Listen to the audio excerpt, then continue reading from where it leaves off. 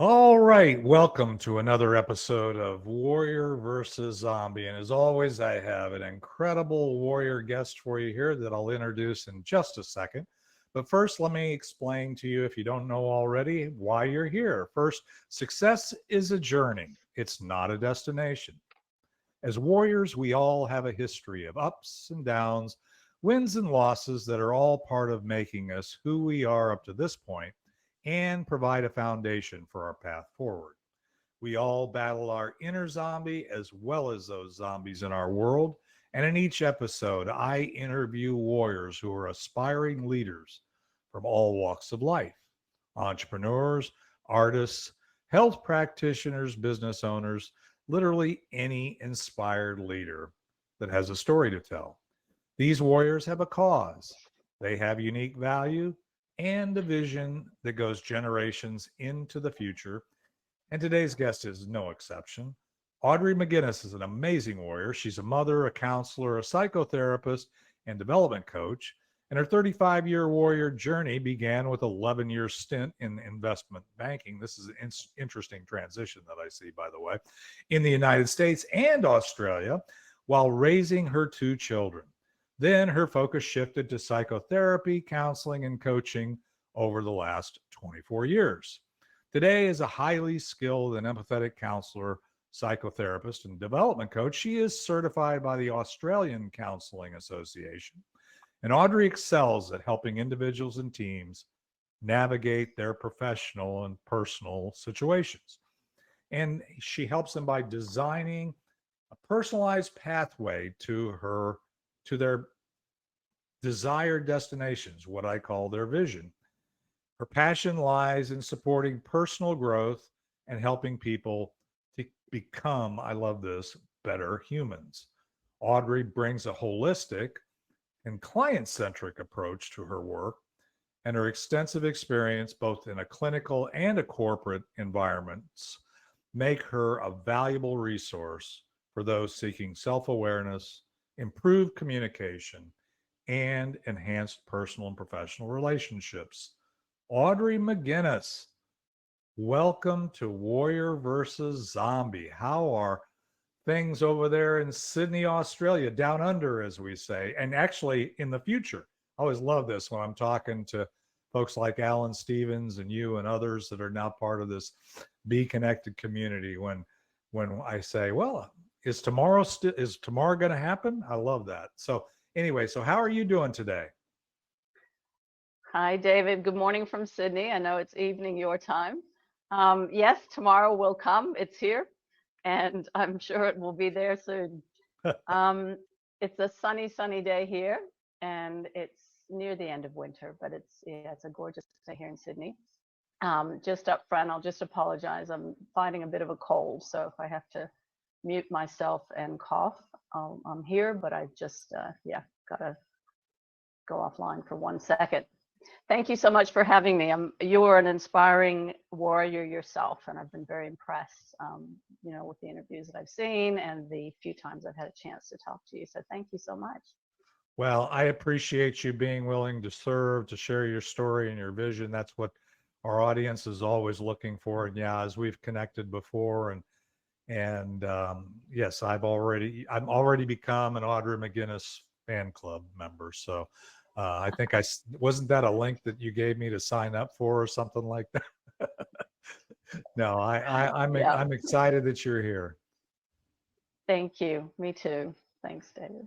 Well, I really really want to get into your story. I'm so fascinated by the investment banking and the U.S. and I know there's a whole lot more story to go there. You got a couple of kids. I don't know how that all kind of connected. I have five children, so I kind of know that those things make you have you make decisions that can obviously they're for the right time and so on. So we'll talk whatever you want to talk about, but I really want to get into your story, which means that we'll get into the second segment. So for those in the audio audience, we're going to take a quick break and we'll hear a little more of the theme song from our uh, music artist Ricky Jean Wright. and he will be talking about It's Not the Getting There. And we'll be right back with Audrey McGuinness and Warrior versus Zombie.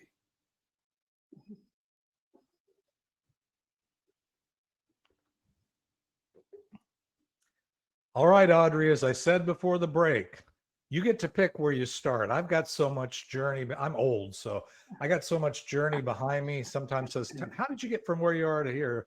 I have to, it's harder to pick my starting point than it is to get to where I am today, because that's the thing with warriors.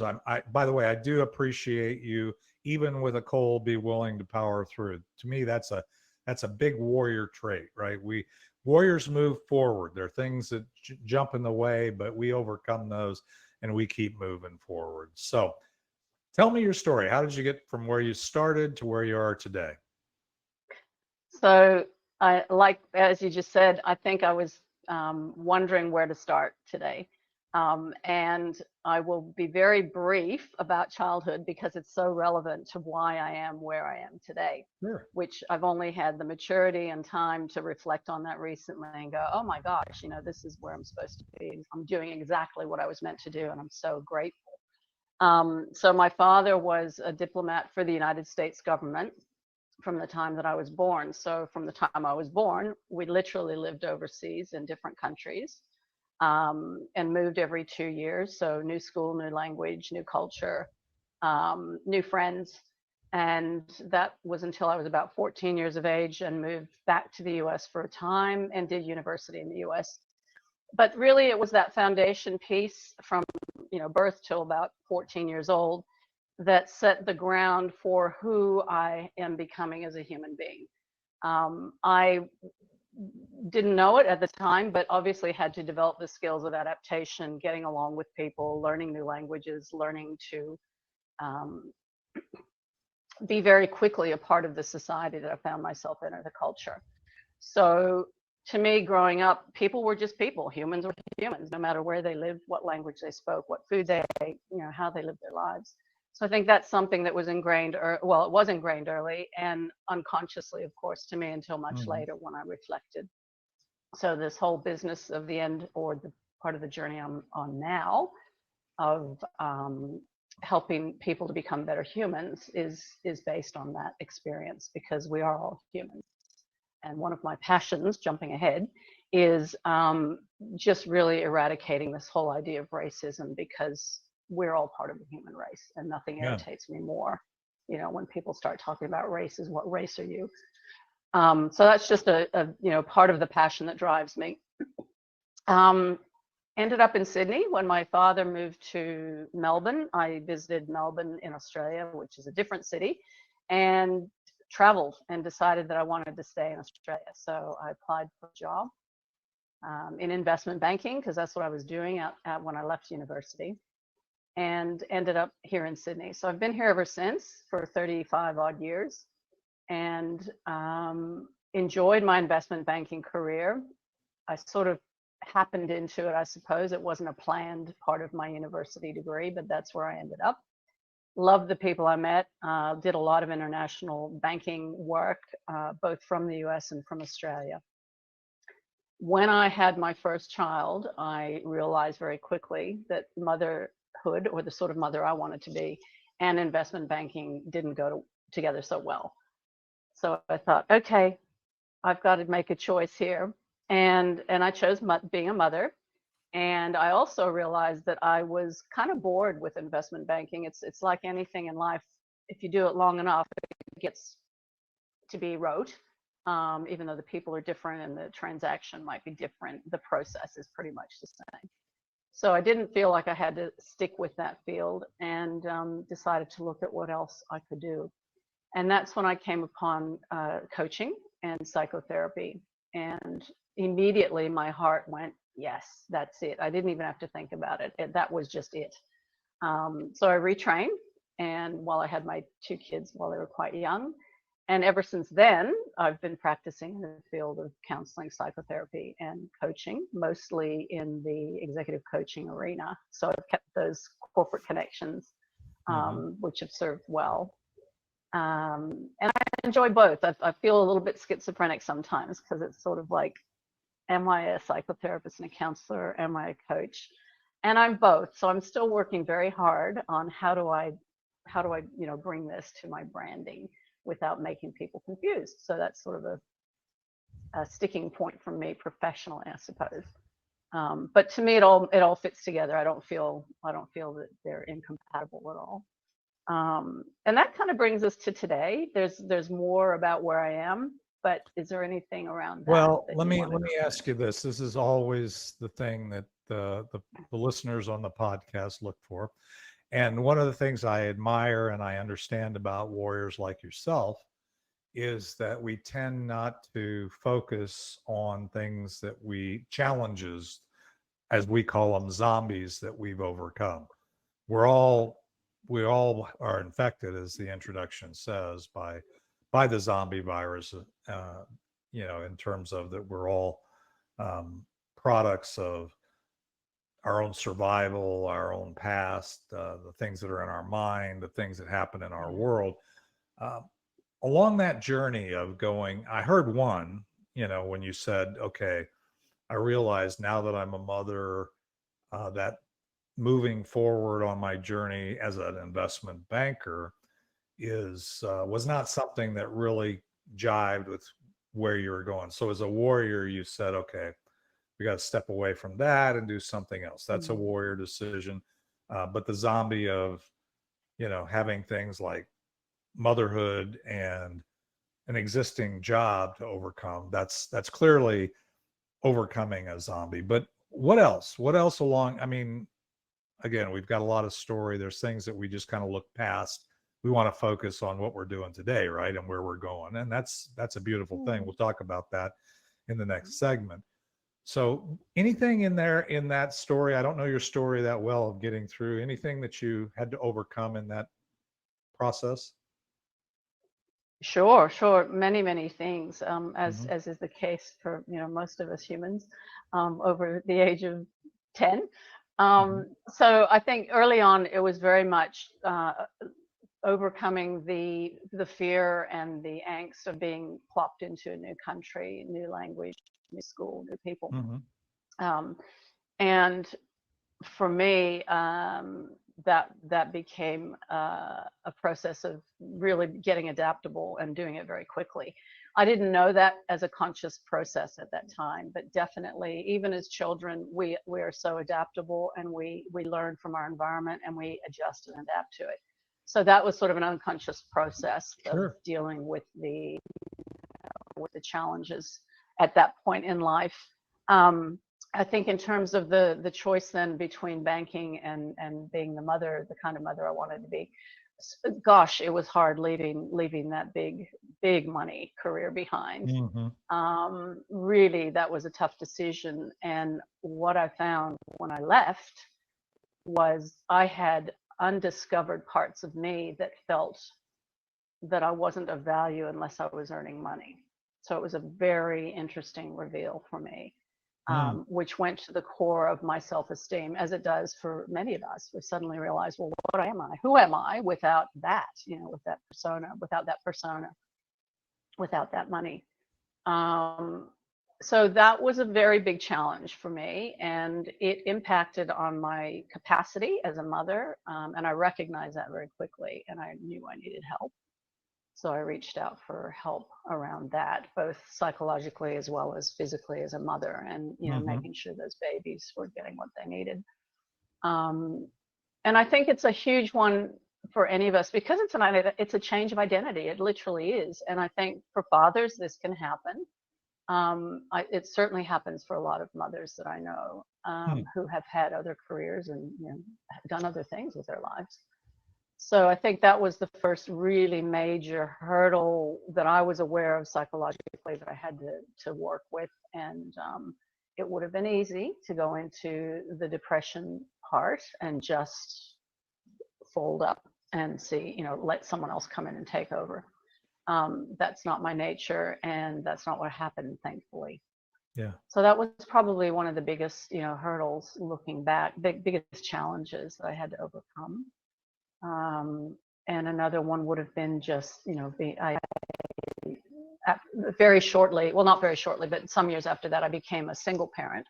And that in itself was another challenge, to be working as the primary earner for the family, as Wow. well as raising two young kids. So that's not something I'd wish upon anybody, father or mother. It was excruciatingly difficult from a physical as well as mental and emotional point of view.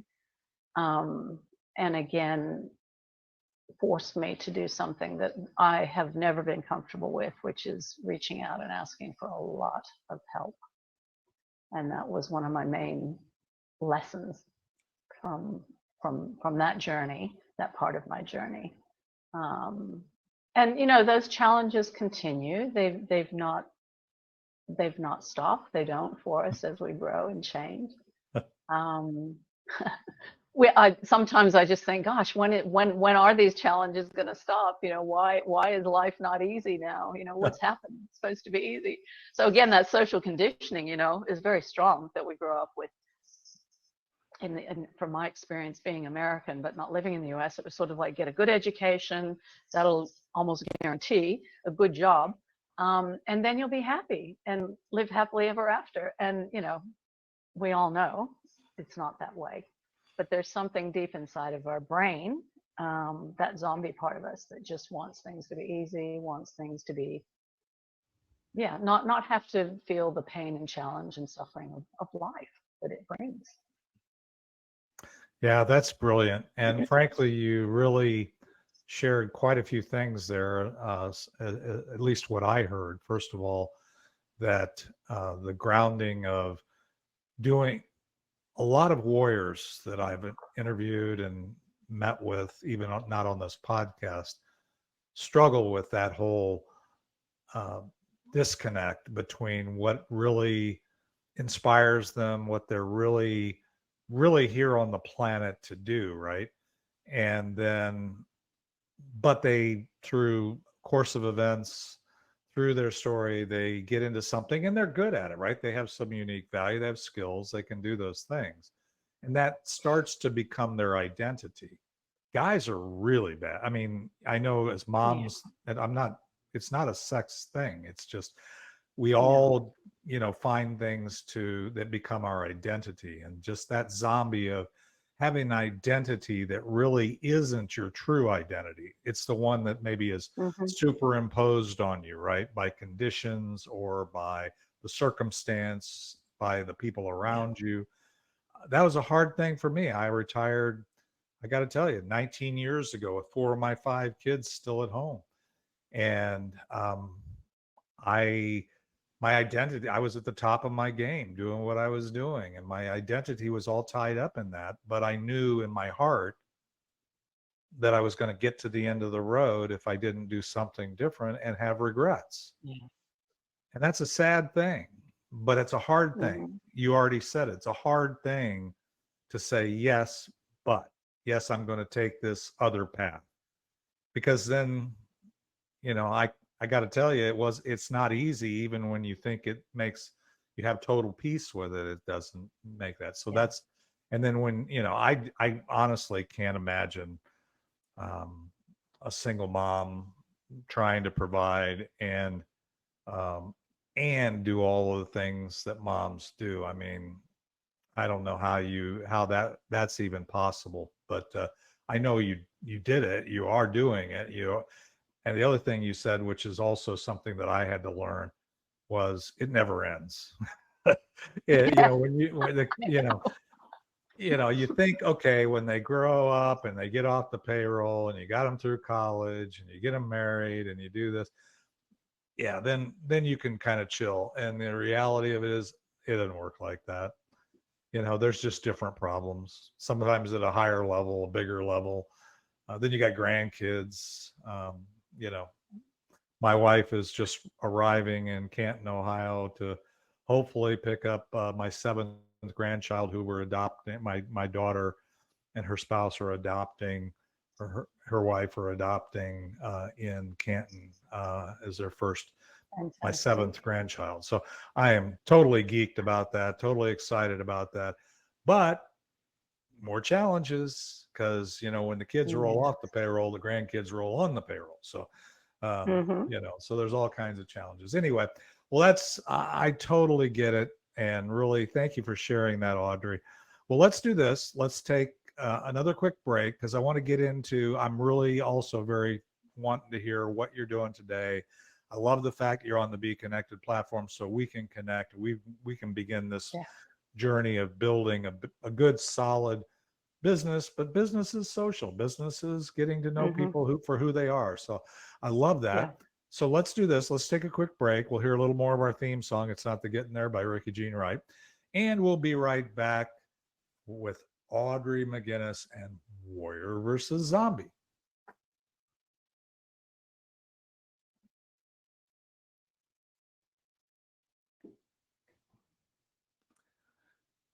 All right, we are back. Audrey, so love your story. I'm sorry for the challenges, but I'm kind of not because as it says in the introduction, right? They all are part of providing a foundation for where we go from here, providing a path forward. So I know Yeah. I'm already kind of mentally connecting the dots here a little bit, but I kind of have a sense of where that's taking you today. But tell me, why are you doing what you're doing today? Well, I had to think, as I said, quite a lot about my current, and I used to call it a career, but it's really a vocation, I've decided. And it feels right to call it a vocation. Mm-hmm. And I think that moment when I was looking around for what am I going to do if I'm not going to be an investment banker, who am I going to be? What am I going to do in the world? Um, and it was, as I said, it was quite easy. It just came to me. It was just such serendipity that I just knew. So I can't say that I thought long and hard about choosing the vocation. It did choose me, I suppose, is how it happened. And I continue in this vocation, and it is a practice. So I'm also a very decades long meditation student, and like anything, it's a practice. And if we Mm-hmm. want to, I equate it to building up. If you want to build it, your bicep, you got to go to the gym and do your bicep curls 3 times a week, 4 times a week. So it's the same with our mind, mindfulness and meditation, Mm-hmm. and it's the same with my practice as a psychotherapist, as a coach. And for me, that's my path to me being a better human, and it keeps me honest around trying to be a better human every day. Because we all have relationships, and for me, that's the most valuable asset of my life, are my relationships that I've built and I continue to invest in. Um, so that's why I do what I do, because there isn't anything to me that's more important than that in my life. And that's my kids, that's my friends, it's my family, it's my pets. How can I actually be better with all of these relationships? And that's really what drives me. And that idea I shared earlier about, Mm-hmm. we're humans, we're all humans. My goodness, we share Right. so much. And I hate the divisiveness that goes on, whether it's political, religious, whatever sort of divisiveness that people create.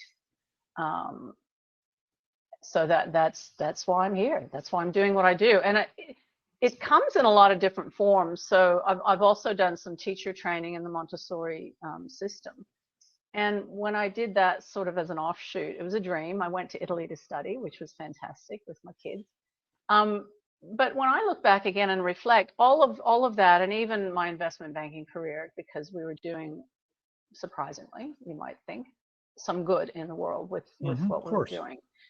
Um, it's all part of one big whole. These are all just little snippets of what I've done or what I continue to do. But if you take a big, I know for listeners who are listening and not having any visual, if you imagine a whole bunch of stars in the sky and then draw a circle around them, it's kind of like that. Everything is encompassed in a bigger circle, which completely expands and continues to expand as I grow and as I age. And I think for me, nothing is separate in my life when I look back, and nothing is separate really between us as humans. So it's about how do we build a bigger container that can hold all of who we are, but all of who we are as humanity, not just as an individual. And that might be a little bit hard to envision. So I hope that helps a little bit with the concept of having something that is flexible and grows, but encloses all of who we are as individuals and as a human. Probably doesn't answer the question very succinctly, but I'm No, here. I get it. It really does. It isn't succinct, but I don't ever speak in succinctness, myself. So that's a good criticism of me. So, but I get it. Your purpose really is to be more inclusive, to bring, to expand the universe of possibilities and the people that are part of that to the whole planet. I guess the whole thing is kind of what I heard, and I think that's beautiful. I'm often criticized for oversimplifying, and so if you'll excuse the oversimplification here, I mean, I happen to be a Christian. I don't know what, and it doesn't matter, but I am a Christian, and life is real simple for me because I only got two jobs. One is to love God, and the other is to love you. I don't have to agree with you. I don't have to like you, but I do have to love you.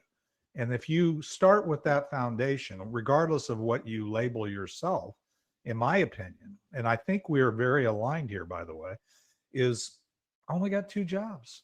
And the one with you is real easy because I need to look at you. And even if I don't on the surface, seem to think the way you do, I still got to figure out how to love you because that's my job. So I love the fact that you're wanting to expand that. I think you feel a lot of times what you focus on. So I try to focus on what's good and right and pure in everybody that God brings into my path, including yourself. And I just love that. I love living life that way. And it's a lot more fun than trying to look at what's wrong with somebody else for whatever reason. Whether you say it's political or this or that, the labels tend to be things that divide us, right?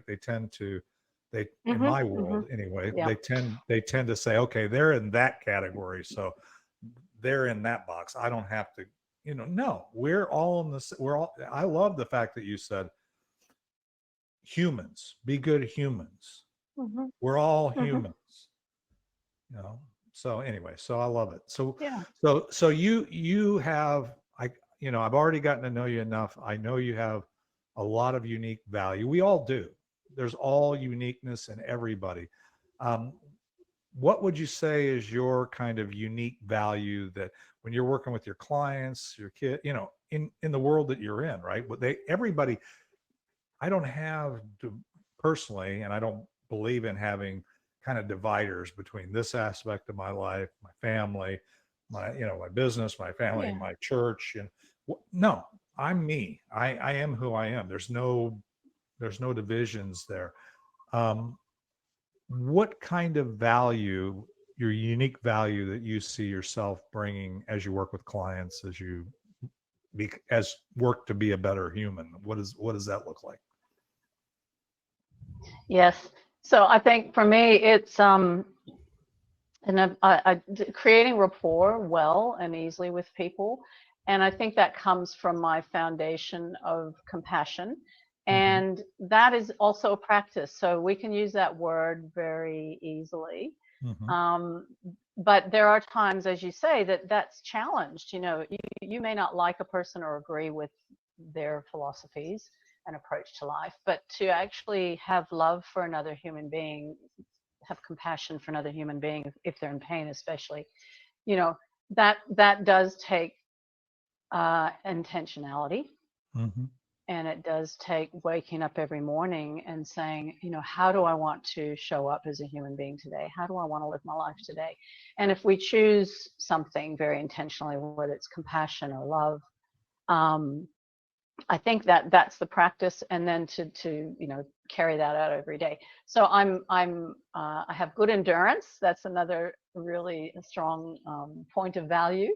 I can go the distance, and I do. And the part of my practice of compassion is to put judgment to the side when I feel it arising. I mean, we all do. We all have moments of looking for that difference, looking for the criticism, looking for what's wrong, and to recognize that very quickly and put that to the side and say, wait a minute, let's just put the judgment down. Let's put the assumptions to the side and just be with this person as a human, nothing else. Doesn't matter, as you said, what your role is. If you're a mom, you're a dad, you're a son, whatever, just be with that person. And I think we all have that capacity. I'm not sure that I have a unique. I'm unique No, in that sense. no, But don't sell yourself short. We all have the capacity, but even though we have similar capacities, we are all human. I believe we're all created unique. There's no one like you. There's no one like yes, me. And so I do see uniqueness in you. thank you.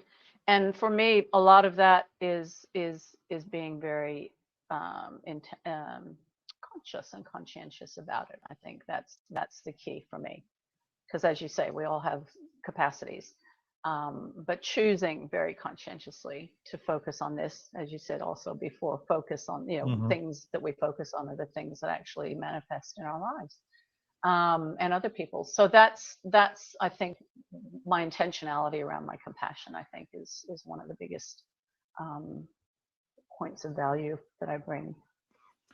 One last question for this segment, and then we'll get on to what I call the land the plane segment that comes from 4 million miles on airlines. I did a lot of traveling and back when I was in the corporate world. So as it sounds like you did, moving around. I didn't move around that much, but any given week. If anything were possible, and then I always follow that with, oh, by the way, everything is possible. What kind of impact would you hope to have? I mean, you've kind of said it. I think I heard it a little bit in what you said up to this point. Yeah. But what kind of impact would you like to have? I would like to reach a whole lot more people with the rest of my time as a human on the planet, to be better humans. Honestly, that's it. And that looks different to different people too. That's what's so exciting. Like you said before, everyone is truly unique. I've worked with thousands and thousands of people at a very intimate level, for which I'm very grateful. So yeah, that's it. It's just to help people be better humans, and more people, as many as I can. That's become a bit of a driver, I suppose, as I age. Yeah. Love it. That's perfect. I mean, again, I think if we all had a vision of, kind of having that kind of impact, the world would continue to be a better place, right? Well, let's do this. Let's take our final break before we get into what I call the land the plane segment. And when we come back, I'll give you a minute to think about it. But if we take away anything, I mean, we could take anything from this conversation. What one or two things? I used to say one, but then warriors are always overachievers, so maybe they'll come up with two. I'm not going to hold you to one, but if we take away anything from this discussion, from your story, your journey, your podcast, this what you're doing today, what would you want us to take away? So now let's hear another snippet of "It's Not the Getting There" by Ricky Jean Wright. And we'll be right back with Audrey McGuinness and the final segment of this episode of Warrior versus Zombie.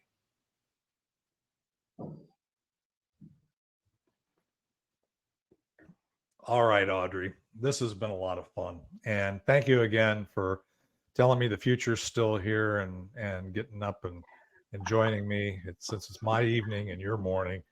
So tell me, as I said before, if we take away anything from this podcast, what one thing or two would you hope that we take away? Courage to just take one more step when things are tough is one thing. Believe in the and we don't have it always in ourselves. So the second part of that is reach out for help, whether it's prayer, meditation.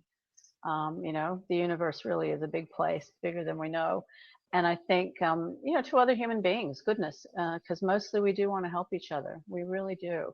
So courage to take another step when things are getting tough. Just one more step. Doesn't have to be figuring out the end result. And asking for help, because we're meant to be, we're kind of pack animals. We're meant to help each other. It's always amazing to me, and it shouldn't be, I guess, how aligned people are, or how aligned when I talk to warriors that I haven't known very long. But you said a couple things there, and the thing is, life is a team sport.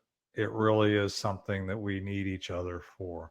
I don't think we survived because we were the strongest or the biggest or anything else. We survived, and we've thrived, and we've grown as humankind, for all of us humans, because of each other. And the other one is, I say, look within, which is the meditation, and that you have power within you that you don't really, always remember, especially when you're under stress or things, right? Yeah. And then the other one is look up. In my belief system, there's connection to the universe. We're all connected. I believe that there's more energy around us than matter anyway. We are so amazingly quantum physics. I mean, it's not just, this isn't woo-woo stuff. It's science. Yep. That No, it's not. there's I mean, time is a construct that helps us structure life. I'm so fascinated by all that. But anyway, I think that's brilliant. So, Audrey, I know, because you're in Australia and I'm here, and sometimes the time thing is tough, but we can be connected. We've proved this, that we can be connected on this platform, and I love that. I've met so many people on this global platform, and building relationships like I do in my local in-person networking group, but I do it, from one side of the planet to the other. So I think that's such a cool thing. But how else I know we can find Audrey McGuinness on Be Connected, because we are connected. How else, or is there any other way that you'd like us to, the people hearing this podcast or seeing this replay, you would recommend? Yes, sure. So you can reach me at Audrey at headandheart.com.au. So that's head like your head and heart like your heart. So head and heart, Audrey at headandheart.com.au. Awesome. And for those listening, you don't have to write it down if you're driving or whatever. I'll make sure that website link is in the show notes, so that you can click on that after the fact. Well, Audrey, thank you. I appreciate it. This has been a great discussion. I appreciate you sharing with our warrior audience, and thank you. Thank you, David. Wonderful to be with you today. Thanks so much. Appreciate you. All right. And for those in our audience, we'll be back next week. We did this one a little bit later. Normally we're at 11 a.m. Central, but that wouldn't have worked good for the Australian contingent here now on this global. So we'll move them around, but it'll be out there on all the audio platforms. Warrior versus Zombies, the only one out there. And you can find us, or join us on Be Connected, because that's really where it's happening. So thank you, and we'll be back next week.